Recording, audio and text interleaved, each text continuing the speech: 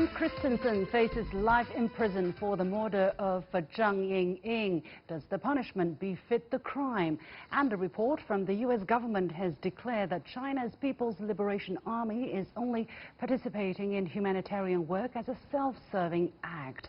Why does the U.S. give little recognition to this valuable work? Welcome to The Point, an opinion show coming to you live from Beijing.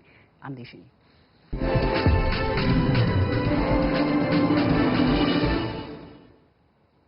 Brendt Christensen was sentenced to life in prison on Wednesday for the murder of Chinese scholar Zhang Yingying. The jury failed to reach a consensus on Christensen facing the death penalty during their deliberations at the federal court in Illinois. The outcome was not wholly unexpected, with the last U.S. federal government execution administered back in 2003.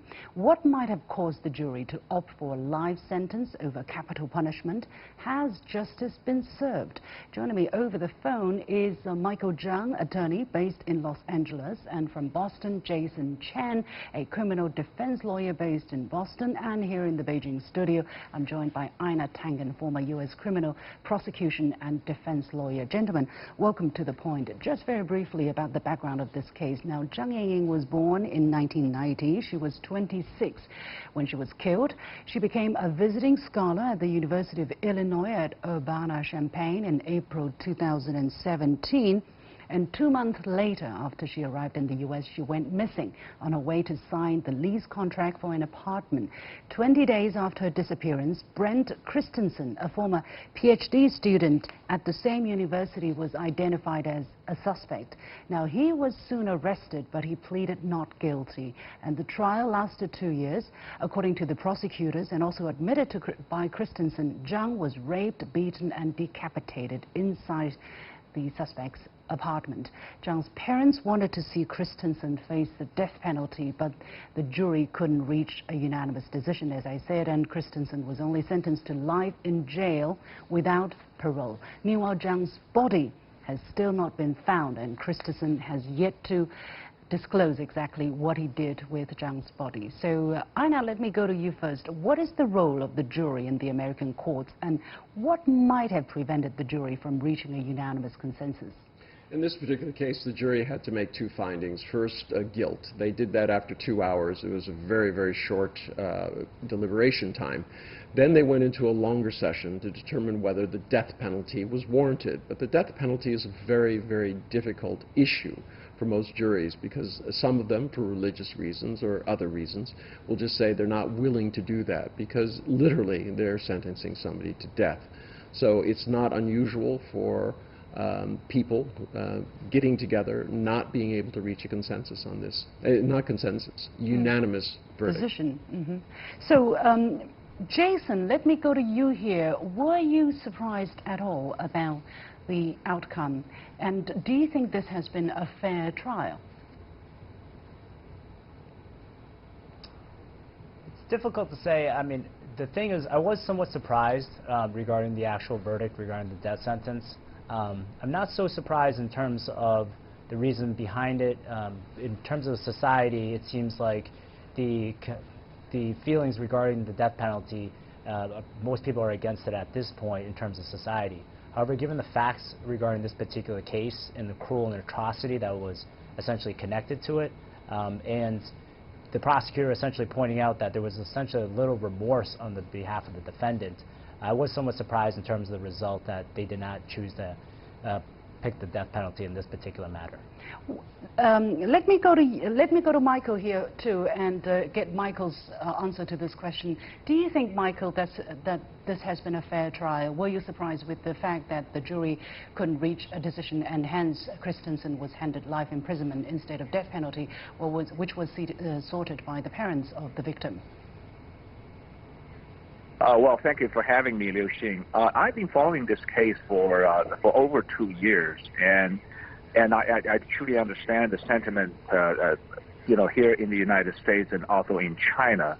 But after observing the whole trial for almost 2 years, I think the trial has been largely a fair trial, and the prosecutors have done a good job, and they have maintained their communication with Zhang Yingying's family very closely, and they wanted the death penalty, but unfortunately the jury in the second phase of the deliberation cannot reach a consensus.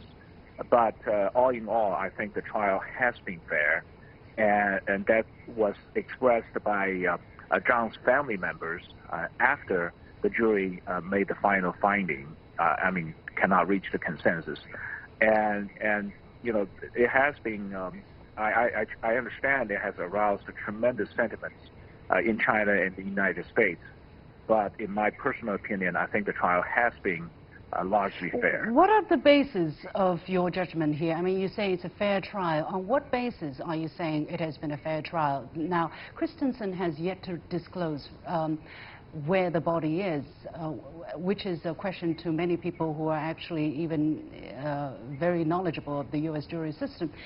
So on what ground do you think that he has been given the kind of sentence that he deserves, Michael?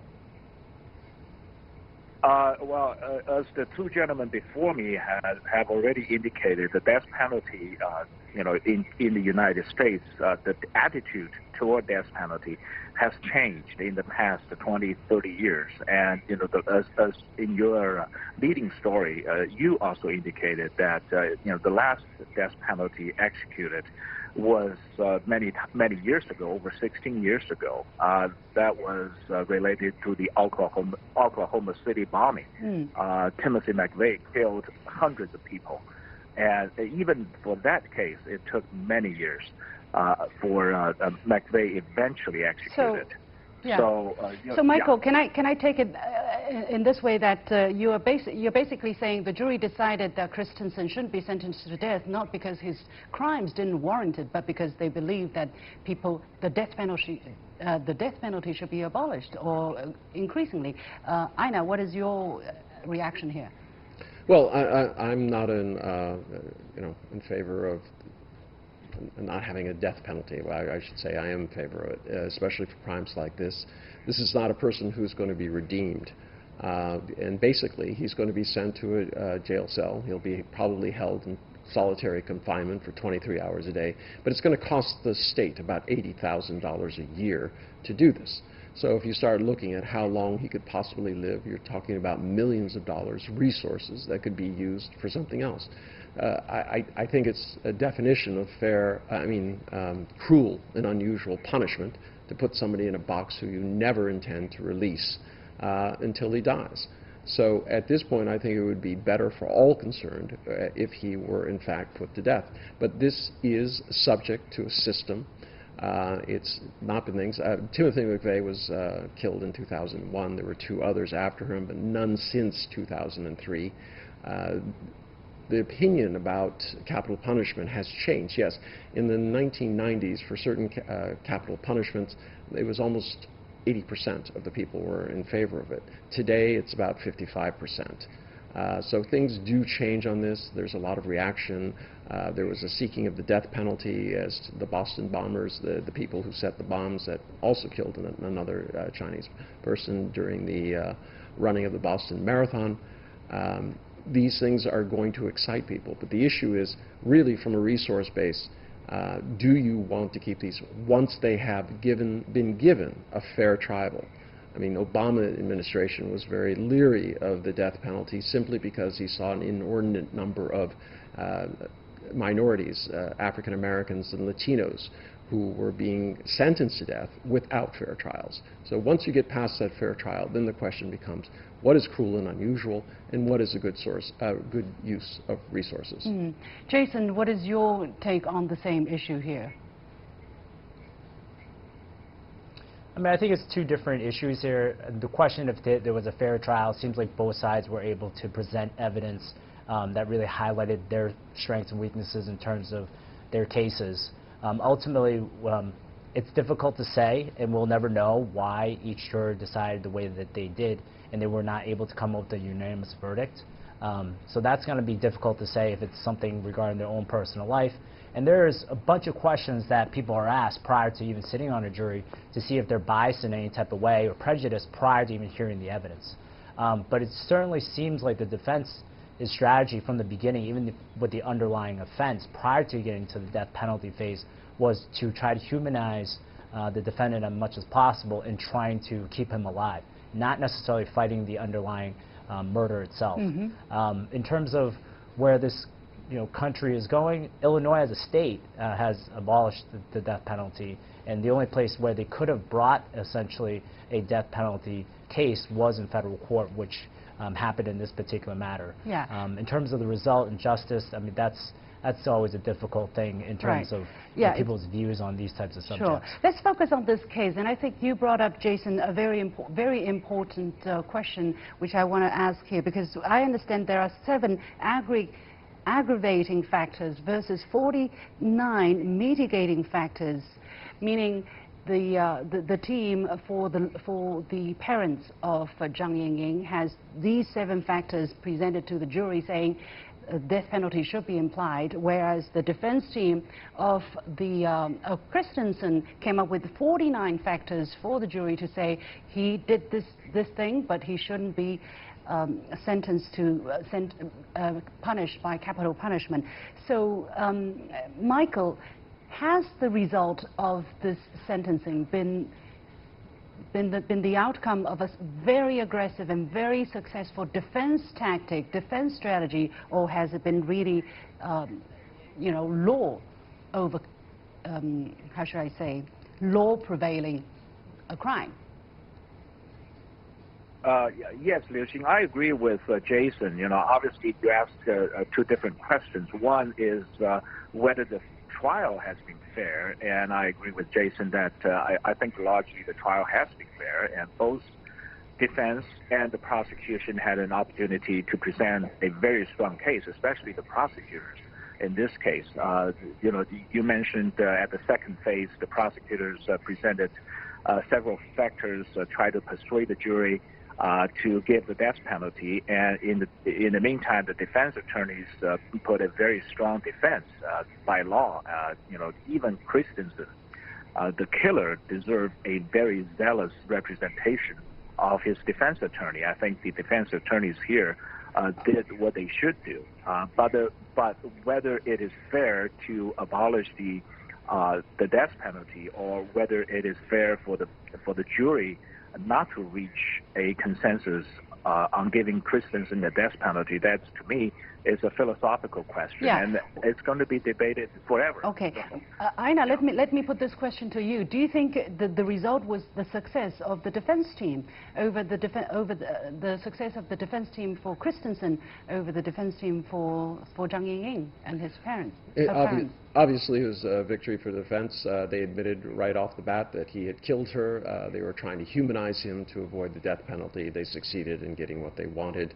The question here is not about the fairness of the process necessarily, but the fairness of the result and what goes forward. And that is what people are looking at. What do you think would be the implications, though, of such a result for, I don't know, for Chinese students' feeling of safety in the United States, or for the, criminal history or court history of the United States? Any implication?